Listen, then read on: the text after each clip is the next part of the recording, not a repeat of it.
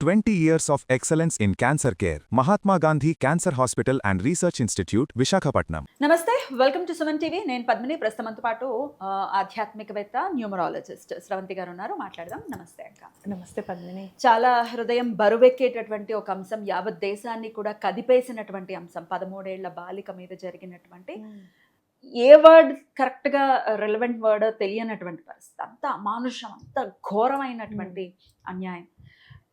2-3 రోజుల్లోనే 38 మంది మగవాళ్ళు రేప్ చేశారు. అసలు చాలా భయానకమైనటువంటి సందర్భం. ఎట్లా అసలు మనకి రక్షణ ఏది అని అంటే, అట్లా చంపేస్తున్నారు ఆడవాళ్ళు, ఇట్లా చంపేస్తున్నారు, వచ్చేస్తాయి బయట, అప్పుడేమో బాగా మాట్లాడేస్తారు. ఇంత ఘోరమైనటువంటి ఇన్సిడెంట్ ఎట్లా చూస్తారక్క? హ్యూమన్ రైట్స్ లో కూడా మీరు వర్క్ చేసి ఉన్నారు. What is your? Prevention is better than the cure అని చెప్పి నేను చిన్నప్పటి నుంచి కూడా దాన్ని నమ్ముతాను. పత్ని ఎప్పుడు కూడా అంటే పిల్లలకి జాగ్రత్త నేర్పడం అనేది చాలా ఇంపార్టెంట్. అంటే ఆడవాళ్ళు ఎప్పుడు కూడా వాళ్ళే జాగ్రత్తగా ఉండాలి, చూసే కళ్ళకి నేర్పించాలి, మగవాళ్ళకి నేర్పించాలి అని అంటే ఒక్కొక్కసారి నాకు అనిపిస్తుంది వాళ్ళ పుట్టుకే అంతేమో అని అన్నట్టుగా ఉంటుంది. అంటే మగవాళ్ళు అందరినీ అంటున్నారు అంటే అందరూ కాదు, మరి ఆడవాళ్ళు కూడా అందరూ కాదు కదా, అందరూ ఏం చంపట్లేదు కదా మొగుళ్ళని, అనా కదా. చిన్నప్పటి నుంచి నేను చూసింది ఏంటి అని అంటే పిల్లలకి జాగ్రత్త నేర్పడం. అంటే ఎవరైనా తెలియని వాళ్ళు ఉంటే గనక వాళ్ళతో ఎలా బిహేవ్ చేయాలి, ఈ నేబర్స్తో ఎట్లా ఉండాలి, అసలు మన జాగ్రత్త మనం అనేది ఎలా తీసుకోవాలి అనేది నేర్పించడం అనేది చాలా ఇంపార్టెంట్. ఈ రోజుల్లో ఇంకా ఇంపార్టెంట్. మా అప్పుడు కనీసం ట్యూషన్కి వెళ్తే వచ్చేస్తుందిలే అన్న ధైర్యం అన్న ఉండేది. నేను స్కూల్కి బస్సు ఎక్కి వెళ్ళిన సందర్భమే. కానీ ఎప్పుడు కూడా ఒక అరగంట 45 నిమిషాలు లేట్ అవుతే వచ్చే భయం ఉండేది, కానీ పంపించడానికి టోటల్గా భయం అనేది ఉండేది కాదు. కానీ మాకు మాత్రం అంటే అపరిచితులతో ఎంతవరకు మాట్లాడాలి అనేది నేర్పించాలి. ఇక్కడ మనం చూసుకుంటే కనుక బాలికలో ఎమోషనల్ ఇంటెలిజెన్స్, సోషల్ ఇంటెలిజెన్స్ తక్కువ ఉంది అనేది మనం గ్రహించాలి. అంటే అమాయకురాలకు చిన్న పిల్ల కదా, ఆ టైంకి నమ్మేస్తారేమో అన్నట్టుగా కూడా ఉంటుంది. 8th 9th చదువుతున్నట్టు. అంటే పిల్లని హోటల్ తీసుకెళ్తుంటే అప్పుడే ఎందుకు పారిపోలేదు పిల్ల? సెడేటివ్స్ ఇచ్చారు. అంటే వెళ్ళేటప్పుడు ఆటో డ్రైవర్ ఇచ్చి హోటల్ వాడికి అమ్మేశాడు. అసలు ఇక్కడ చూస్తే గనక ఆటో డ్రైవర్ తో మాట్లాడడం అనేది కూడా వాళ్ళు రేపు పిల్లలకి అది కూడా వద్దు, మనం తీసుకొచ్చుకోవడం బెటర్ ఏమో అన్నట్టుగా అనిపిస్తుంది. ఎప్పుడైతే అత్యాచారం అనేది హత్య కంటే చాలా పెద్ద నేరంగా పరిగణింపబడి పెద్ద శిక్ష పడుతుందో అప్పుడు మాత్రమే దీనికి ఫుల్ స్టాప్ పెట్టచ్చు అని ఖచ్చితంగా చెప్పచ్చు. బెయిల్ అనేది రాకుండా చేయాలి. ఇప్పుడు ఆ నేపథ్యంలోనే పోక్సో అనేది ఒకటి వచ్చింది కదా. పోక్సో వచ్చినా ఎంతవరకు అది ప్రభావితం అయింది అనేది నాకు కనిపించట్లేదు పద్మిని. ఎందుకనంటే పోక్సో వచ్చింది, పోక్సో కేసు ఉన్న వాళ్ళందరూ బెయిల్ మీద ఉండట్లేదా? అసలు నాన్ బెయిలబుల్ కిందకే పంపించాలి వీళ్ళని లోపలికి. బెయిల్ అనేది పొరపాటున కూడా రావద్దు. అసలు ఇది బెయిల్ తీసుకునే హక్కు లేదు ఈ నేరానికి అన్నట్టు చేస్తే తప్పించి, ఏదో అంటారు చూడు, కరుడు గట్టిన తీవ్రవాదుల్ని ఒక జైల్లో వేస్తారు, ఒక బరాక్ లో వేసి కూర్చోబెడతారు అని అంటారు చూసావా, అలానే ఈ విక్టిమ్స్ ని కూడా అంత ఖచ్చితంగా నేరం అనేది అంటే పరిగణింపబడితే కానీ ఇది తగ్గదు అనేది ఖచ్చితంగా నాకు నమ్మకం. హత్య కంటే ఇది చాలా పెద్ద ఎత్తున జరిగిన నేరంగా పరిగణింపబడితే తప్పించి దీనికి ఇంకొక ఫుల్ స్టాప్ ఉండదు అనేది నా నమ్మకం. తీవ్రంగా అంటే వాళ్ళ వే ఆఫ్ థింకింగ్ ఎట్లా ఉంటుందో, వాళ్ళ పిల్లల గుర్తుకురారు, లేకపోతే వాళ్ళ అక్క పిల్లలు గుర్తుకురారు, వెధవలకి నాకైతే అర్థం కాదు. కానీ మాట్లాడుకుంటుంటేనేమో ఎంత తక్కువ మాట్లాడితే అంత మంచిదని అనుకుంటాం. ఇలాంటి వాటివన్నీ ఎక్కువ ఫీడ్ చేసుకోకండి, పిల్లల మైండ్లో పడిపోతుంది, పెద్దవాళ్ళ మైండ్లో పడిపోతుంది అని అంటాము. కానీ ఎవరైనా లేడీస్ తప్పు చేస్తే మాత్రం చాలా గొంతెత్తి మాట్లాడేవాళ్ళు చాలా మంది ఉన్నారని చెప్పుకోవచ్చు. చూస్తూ ఉన్నాం కదా. అట్లాగే మనం చూస్తే రోడ్డు మీద వాళ్ళని అంటే అందరు జనాలందరూ కూడా కొట్టడం, ఆ వీడియో కూడా వైరల్ అవుతుంది. ఇన్స్టాలో ఒకటి విన్నావా? ఐసా మారుంగి తెరేకో భగా భగాకే మారుంగి, ఐసా మారుంగి తెరేకో హాత్సే మారుంగి, మాటలతో కొడతాను, చేతులతో కొడతాను, కాళ్ళతో తన్ని కొడతాను అని డైలాగ్ ఉంది ఒకటి. మూవీ డైలాగో ఏమో నాకు తెలియదు కానీ ఇన్స్టాలో అది చూసినప్పుడు చాలా వైరల్ అయింది. అలా కొట్టాలి వీళ్ళని. అలా కొట్టారు కూడా వీళ్ళని. నొప్పి అనే దానికి భయం పుట్టాలి. నేను ఎక్కడ పుట్టాలి, ఇంకా నాకు ప్లేస్ లేదు ఈ బాడీలో అనే విధంగా కొట్టాలి వీళ్ళని అనేది ఖచ్చితంగా మనం గుర్తెరగాలి.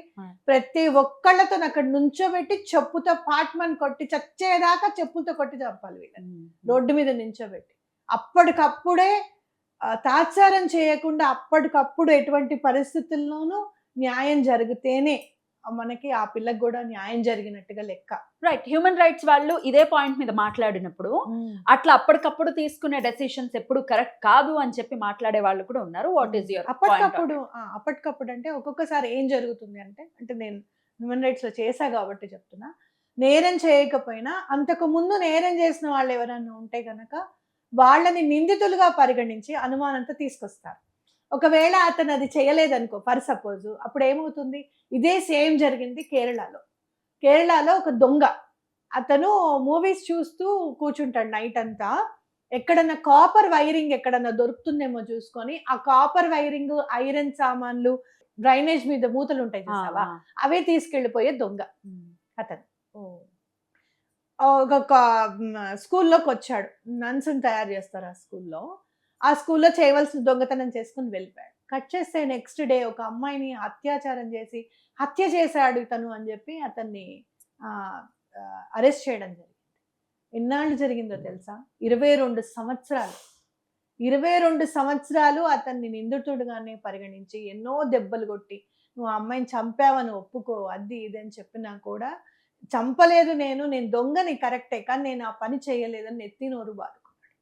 ఆ తర్వాత అక్కడ జరిగిన విషయం ఏంటి అని అంటే, అక్కడ ఒక పాస్టర్ ఒకరును సిస్టర్ ఒకరు వాళ్ళు ఈ చేయకూడని పని చేస్తున్నప్పుడు ఈ పిల్ల చూసిన కారణంగా ఈ పిల్లని తల పగలు కొట్టి వాళ్లే చంపారు. ఎంతో మంది పొలిటీషియన్స్ ఫోన్ చేసి వాడినే ఇరికించండి, ఇంకా వాడు బతుకుబాలేక వాడు ఆ రోజు చేశాడు దొంగతనం. వాడు 22 సంవత్సరాలు అతను ఈ నొప్పిని, బాధని భరించాల్సి వచ్చింది, పోరాడాల్సి వచ్చింది. లాస్ట్కి తెలిసింది వాళ్ళు చంపారు ఈ అమ్మాయిని అని చెప్పి. తర్వాత అతను కోరుకున్నది ఏంటో తెలుసా? నాకు చాలా ఆశ్చర్యం అనిపిస్తుంది. ఈ రోజున ఆ అమ్మాయికి న్యాయం జరిగింది. ఇన్నాళ్ళు నేను ఎందుకు పోరాడాను అనంటే నా నిజాయితీ నిరూపించుకోవడం కాదు, ఆ అమ్మాయికి న్యాయం జరగాలి, ఆ అమ్మాయి ఎలా చచ్చిపోయిందో ప్రపంచానికి తెలియాలి అని చెప్పి నేను పోరాడాను. నా పెళ్ళని చెప్పింది, ఏమండి మీరు ఎంత దొంగతనాలు చేసినా ఏం చేసినా నేను మిమ్మల్ని వదలలేదు కదా, కష్టమో నష్టమో ఎన్ని దెబ్బలైనా భరించండి, మీరు చేయలేదు కాబట్టి మీరు దాని మీదే ఉండండి, ఆ అమ్మాయి ఎలా చచ్చిపోయిందో బయటికి రావాలి అని చెప్పి నా పెళ్ళం కూడా చెప్పింది. ఇవాళ నా కోరిక ఏంటి అంటే, నా గురించి ఏమన్నా రాస్తే దయచేసి దొంగ అని రాయకండి. నేను ఇంకా పనులు మానేశాను, అదే లాస్ట్. ఇంకా నేను ఎప్పుడు ఇంకా దొంగతనం చేయను కాబట్టి నేను దొంగని కాదు, దొంగ అని చెప్పి నా ముందు పేరు ముందు అది రాయకండి అని అన్నాడు. అంటే ఎక్కడైనా హ్యూమన్ రైట్స్ వాళ్ళు ఏమైనా మాట్లాడితే చాలా ఆలోచించి మాట్లాడతారంటే, అందులో ఎవరన్నా ఇది అంటారు చూడు, ఒక్క నిర్దోషికి శిక్ష పడకూడదు అన్న ఉద్దేశం తప్పించి అంతకుమించి ఇంకేం లేదు. మరి కరుడుగట్టిన తీవ్రవాదుల గురించి మాట్లాడే హ్యూమన్ రైట్స్ వాళ్ళు వేరు, వాళ్ళకి న్యాయం ఉంది, వాళ్ళు కూడా అదేంటి మనుషులే. ఏం మనిషి? ఇంకొక దేశం నుంచి ఎటువంటి ఇది లేకుండా మన దేశంలోకి చొరబడ్డాడు అని అంటే వాడు నేరస్తుడి కిందకి లెక్క, వాడికి ఏం హ్యూమన్ రైట్స్ ఇంకా? అది కాదు కదా. సో అలాంటి వాళ్ళు కాదు, ఇలాంటి విషయాల్లో కొంచెం జాగ్రత్తగా వాళ్ళు నిజంగా చేశారా లేదా అనేది పరిగణించి శిక్ష పడాలి అనేది హ్యూమన్ రైట్స్ వాళ్ళ ఆలోచన. ఒక సైన్స్ స్టూడెంట్ గా మైక్రోబయాలజీ చేశారు మీరు. ఆ అమ్మాయి మీద ఇంతమంది అత్యాచారం అట్ ఏ టైం జరిగింది. సో సైకలాజికల్ గా కానీ అటు ఫిజికల్ గా కానీ ఎటువంటి కాన్సిక్వెన్సెస్ ఆ అమ్మాయి ఫేస్ చేసే పరిస్థితి ఉంటుంది? ఎట్లా బయటపడుతుంది అసలు అమ్మాయి? సైకలాజికల్ గా అమ్మాయికి అంటే సెక్షువల్ రిలేషన్షిప్ మీద అసహ్యం ఒకటి పుడుతుంది. ఎవరన్నా మ్యారేజ్ అయిన తర్వాత కూడా ఎవరైనా అంటే హస్బెండ్ చేసినా కూడా ఆ ట్రామాలో నుంచి బయటికి రావడం అనేది చాలా కష్టం. చాలా సెషన్స్ ఉండాలి, చాలా కౌన్సిలింగ్స్ ఇవ్వాలి అమ్మాయికి. అలాగే ఈ ఎక్కువగా ఇన్ఫెక్షన్స్, యూరినరీ ట్రాక్ట్ ఇన్ఫెక్షన్స్ అడపాదడపా రావడానికి అవకాశం ఉంది అమ్మాయికి. ట్రామా చాలా ఉంటుంది, సైకలాజికల్గా ట్రామా ఉంటుంది. ఎప్పుడైతే నీకు సైకలాజికల్ ట్రామా ఉంటుందో హార్మోనల్ ఇంబ్యాలెన్స్ అనేది ఆ అమ్మాయికి డెవలప్ అవుతుంది. జనరల్గా కొంతమందిని నేను చూసినది ఏంటి అంటే సమాజంలో మా పరిస్థితి ఏంటి అనే భయాందోళనలు కూడా ఉంటాయి.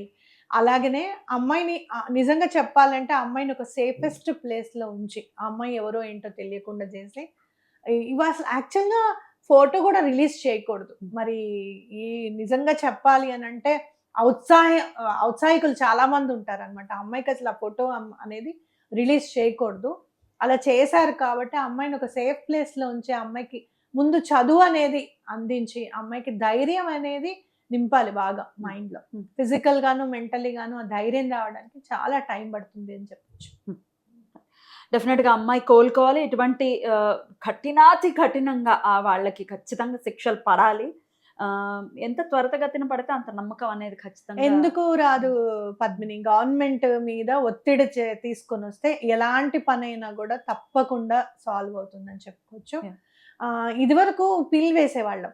అంటే హైకోర్ట్స్‌లో ఇలా చేయాలి, ఇలా ఉండాలి, దీని మీద మీరు ఆలోచించండి, పునరాలోచించండి అని చెప్పి చేసేవాళ్ళం. ఇప్పుడేంటంటే హైకోర్ట్‌లో పిల్ గూడా నార్మల్ పర్సన్ వేయలేరు. కాస్ట్ పెరిగిపోయింది చాలా. సో, అందరూ కలిసి మూకుమ్మడిగా గవర్నమెంట్ మీద ఒత్తిడి తీసుకొనొచ్చి, ఇది హత్య కంటే గూడా చాలా ఎక్కువగా అంటే పెద్ద నేరం కిందకి తీసుకొని చేసి, అసలు బెయిల్ అనేది క్యాన్సిల్ చేస్తే తప్పించి, ఈ ప్రాబ్లమ్ సాల్వ్ అవ్వదు అనేది నా గట్టి నమ్మకం. అదే గూడా నిజం. ఒకటి రకరకాల ఇష్యూస్ వస్తూ ఉంటాయి, వెళ్ళిపోతూ ఉంటాయి. ఇంకొకటి మనకెందుకులే అనుకునే థాట్ ప్రాసెస్ కొంతమందిలో ఉండటము. ఇట్లా ఐకమత్యం లేకుండా అంటే ఒక ఇష్యూ జరిగింది, ఇంత భయానకమైన ఇష్యూ జరిగినప్పటికీ మాట్లాడటం దాని మీద తీసుకురావటం ఏదో ఒక అంటే ఇప్పుడు మనం మీడియాలో ఈ న్యూస్ చేస్తున్నామంటే అవేర్నెస్ పెరగటం కోసం. సో ఇవన్నీ ఖచ్చితంగా జరగాలి. ఇవన్నీ అసలు జరిగే ఆస్కారం ఉంటుందా? మనలో అవేర్నెస్ లేకపోతే ఏమవుతుందో తెలుసా? మా చిన్నప్పుడు ఈ అసలు ఈనాడు హైదరాబాద్ పేపర్ తీయంగానే ఏదో ఒక డౌరీ కేసులో అమ్మాయిని గ్యాస్ వదిలేసి చంపడము, కిరోసిన్ స్టవ్ పేలి చచ్చిపోవడము ఇలాంటివి ఉండేవి. తీరా చూస్తే డౌరీ కోసం చంపేశారన్న కేసులే చాలా ఎక్కువ. అప్పుడు ఏం పట్టించుకోలేదు. సొసైటీ మీద ఎట్లా వచ్చేసింది అని అంటే ట్రామా భరించి ఆడవాళ్ళ డిఎన్ఏలో నేను తప్పు చేస్తే ఏమైంది, వీడొక్కడేనా తిరిగేది, నేను కూడా తిరుగుతాను, నేను కూడా ఇల్లీగల్ రిలేషన్షిప్ పెట్టుకుంటా, నేను చంపేస్తా వీడు అనే లెవెల్కి వచ్చారు ఇప్పుడు. అంటే ఒక నేరాన్ని చూసిన తర్వాత తెలిసిన తర్వాత ఏమి పట్టనట్టు వదిలేస్తే అది అలా జరుగుతుంది. మనం ఏం చేస్తాం, దాని కర్మకు అట్లా రాసి పెట్టుంది, మనం ఏం చేయలేము అనే లెవెల్లో గనక మనం నోరు మూసుకొని కూర్చుంటే ఇంకో పెద్ద నేరానికి, అసలు సరిదిద్దలేని నేరానికి ఇవాళ మనము బేస్మెంట్ వేస్తున్నట్టు లెక్క. ఇవాళ ఆడవాళ్ళు సెన్సిటివిటీని కోల్పోయారు అని అంటే ఏం చేస్తామమ్మా, అందరు అత్తగారులు అట్లా ఉండరు, దాని కర్మ అట్లా చచ్చిందని చెప్పి వదిలేయడం ఒకటి.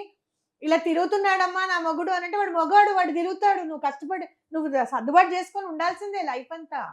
వాడు ఉంటే వాడు వెళ్తాడు. నీ దగ్గరికి వస్తున్నాడా లేదా, నీ ఇంటికి వస్తున్నాడా లేదా, నీకు అన్నం పెడుతున్నాడా లేదా, నీకు దాస్తున్నాడా లేదా, వాడు ఎవరితో తిరిగితే నీకెందుకు, ఇట్లానే మాట్లాడేవాళ్ళు. అదే అంటున్నా, ఆ రోజు జరిగిన నేరాన్ని ఎవరు గనక ఎప్పుడైతే నేరం ఇది కరెక్ట్ గా జరిగింది, దీనికి మనకి సొల్యూషన్ కావాలి అని గనక మనం పోరాడకపోతే సొసైటీలో ఇంకో నేరానికి దీనికి బేస్మెంట్ గా మనం క్రియేట్ చేస్తున్నట్టే లెక్క.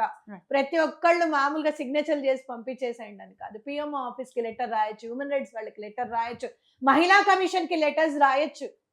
నీకు తెలుసా, ఈ బాంబేలో ఒక ఆస్ట్రాలజర్ జాతకాలు చెప్తానని చెప్పి భయపెట్టి మా ఆయనకి తెలియకుండా వచ్చానని చెప్తే మీ ఆయనకి తెలియకుండా వచ్చాను, నాతో ఉంటేనే సరే లేకపోతే మీ ఆయనకి చెప్పేస్తానని భయపెట్టాడు. లేదు అంటే గనక నాతో ఉంటే మీ ఆయనకి హెల్త్ బాగుంటుందని చెప్పడం. అలా చేస్తే ఆ విషయం తెలుసుకుని మహిళా కమిషన్ ఆవిడ వెంటనే ఇమ్మీడియట్ గా అతన్ని అరెస్ట్ చేయించింది విత్ ప్రూఫ్స్.